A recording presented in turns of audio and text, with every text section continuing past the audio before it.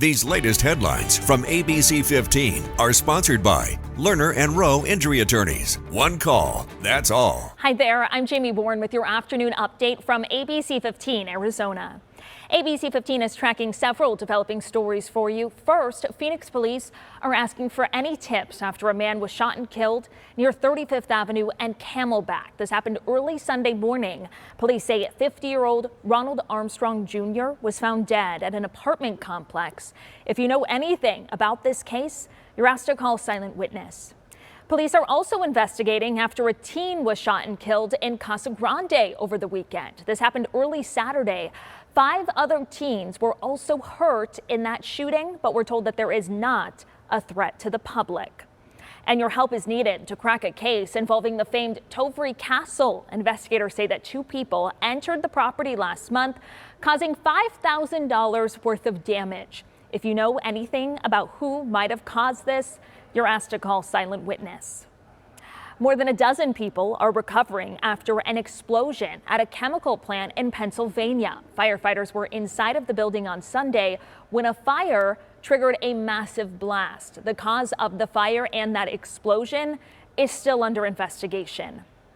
And federal investigators are working to figure out what caused this deadly plane crash in Alaska. The crash killed 10 people on Friday. Authorities say that it vanished off of radar about 40 minutes into a flight with bad weather.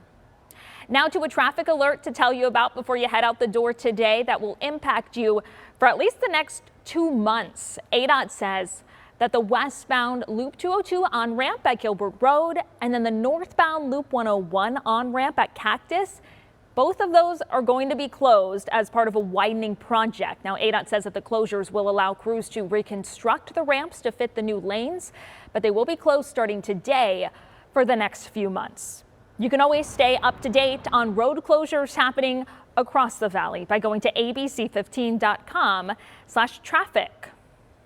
Good morning. I'm at the intersection of North McQueen and West Highland in Chandler, where crews are continuing to work after a power outage last night caused by a car going into a transformer. You could see as those crews are continuing to assess what happened, but SRP was able to restore that power overnight to 8,000 customers who were left without. We got that call around 10 p.m. last night that a car had run into the transformer. And then, as you could see from this imagery, the car completely destroyed. We have the windows knocked out, the tires burnt off, and the car completely crushed.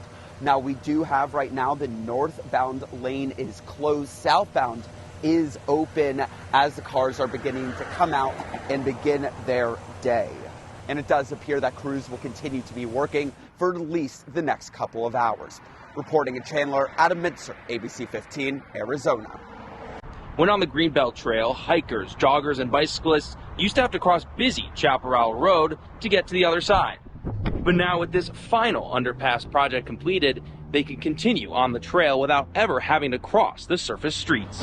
This crosswalk at Chaparral and Hayden Roads doesn't get much use anymore. We've been waiting and watching for when it was open, and this is the first time we're navigating it, and I'm very excited. The new underpass just opened, and Shelby Rainey walks through for the first time. No delays, no red lights, you just get in and walk. The tunnel connects Chaparral and Camelback parks. I walked the path myself, going through the now 3 underpasses, creating a near loop of the intersection, seeing how now everyone can completely avoid dealing with the traffic on the road. This is our 5-month-old baby, Alana. New parents, Dan and Danya, have been waiting patiently for the project here to finish up. When I was pregnant, they were doing construction on it, so we were so excited now that we have her that we can now go past Chaparral Road without having to cross the street up there. And construction did shut down this entire intersection for months. But on the trails, everyone agreed it was a short-term inconvenience to get a long-term safety improvement. Yeah, this is so much better, and yeah, it's worth the wait. We'll get our good out of it.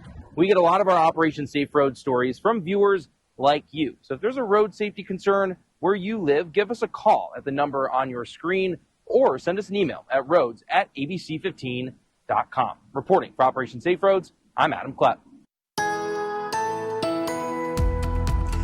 Pretty mild start to the week with a look at your most accurate forecast. And meteorologist Ashley DiBartino. We've got that cloud cover that is out there, but it doesn't stop the temperatures from warming to 80 degrees for our afternoon high today. So above normal for now, but the change is coming our way as a series of storm systems brings rain and snow to our state as we head through the rest of the week. Strong winds are expected with those storm systems as well.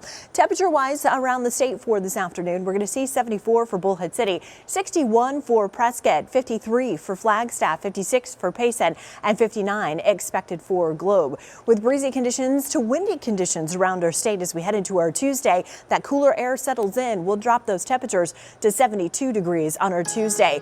Going below normal with those chances of showers Wednesday, Thursday, and Friday in the valley. Overnights will drop ever so slightly as well. Then we just have partly cloudy skies and dry conditions with temperatures in the 70s for the weekend.